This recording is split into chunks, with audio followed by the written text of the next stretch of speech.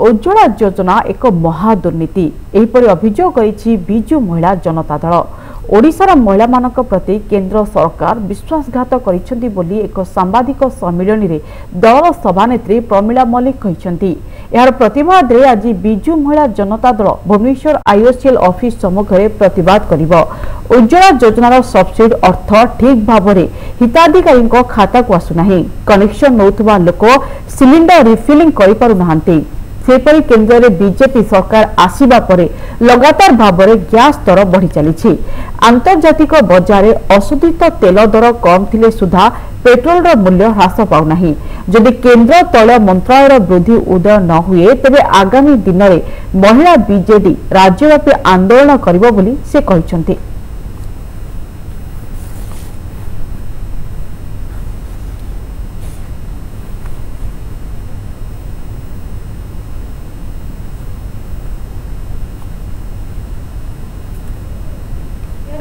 अठर भितर केंद्र सरकार 22 थर गैस रेट बढ़ाई से भूत हिताधिकारी अच्छा केंद्र मंत्री से कथा को भुक्तान करना 30 लाख हिताधिकारी कहला बेले मात्र 8 लाख हिताधिकारी रिफिलिंग कथा को नहीं बिजु महिला जनता दल तरफ आसंता काली आईओसीएल ऑफिस आगे एक विक्षोभ प्रदर्शन कर विक्षोभ ओडिशार समस्त कोण कोण भाई बहन मैंने सामिल हे।